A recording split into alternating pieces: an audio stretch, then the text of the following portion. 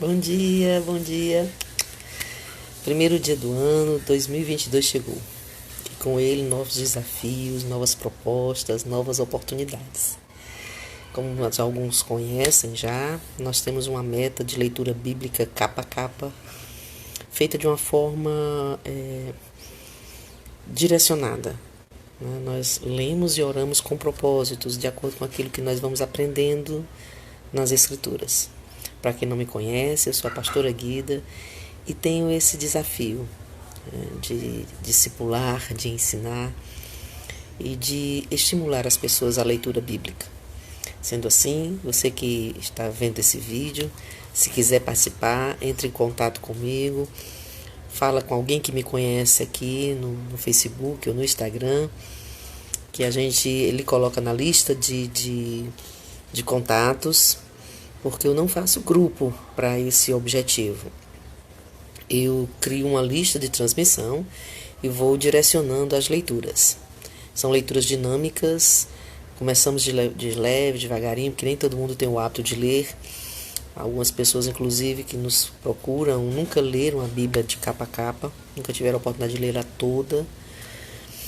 Então a gente vai num ritmo que todos conseguem acompanhar. Todas as dúvidas são tiradas. Se você perguntar e eu não souber, é bom porque aprende você e aprende eu. Mas é isso. Começamos pelo Novo Testamento. Vamos ler o livro de Mateus.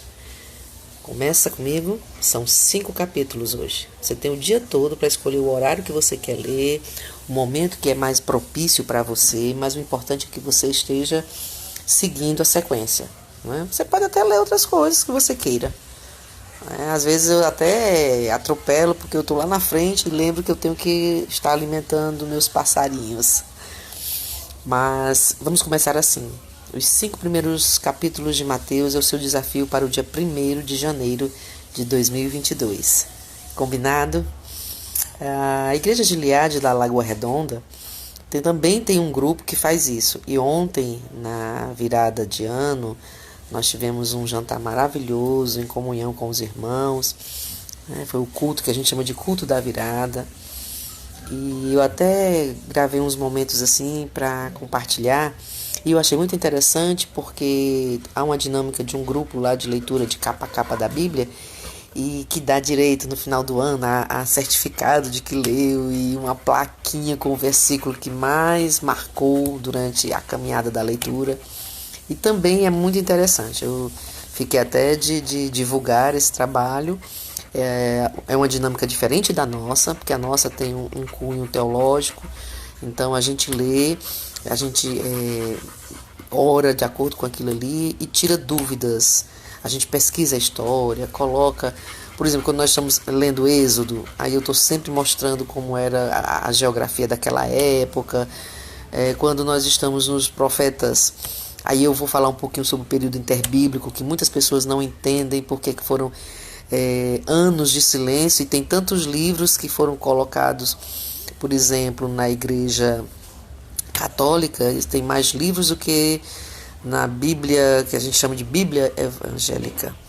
Por quê? Porque a Igreja Católica, na época, acrescentou o que nós chamamos de livros históricos apócrifos, livros que não foram... que não passaram na peneira da análise de reconhecimento da inspiração, mas que tem lá o seu teor histórico, o seu valor histórico.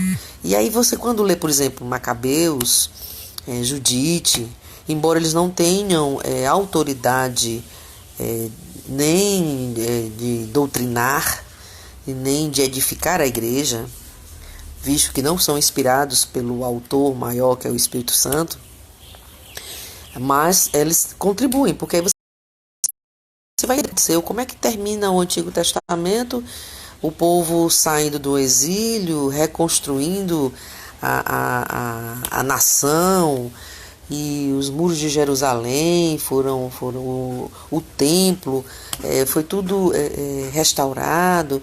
E está todo mundo ali, né, feliz com a restauração da nação. E aí a gente vira a página chega em Mateus, que é o Novo Testamento, e dá de cara com o povo de escravo, né, subjugado por Roma. Logo Roma que nem aparece ali, né? Então aí aqui e acolá a gente dá uma dicasinha, explica. E esse é o desafio dessa semana, é conversar com vocês sobre o que nós chamamos de período interbíblico, né? E as características da ação histórica do Espírito Santo para a chegada de Jesus. As coisas que aconteceram para preparar a nação para a chegada do Rei, o Rei dos Reis. Então essa semana a gente vai ter uma live sobre esse assunto, espero que vocês gostem.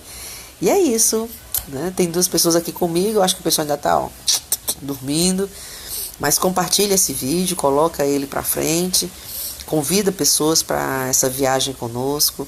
Eu gosto de dizer que quando a gente abre a Bíblia e começa a ler, a gente viaja, conhece lugares, entende coisas que estão acontecendo hoje, porque a história... eu vou fazer até outra observação.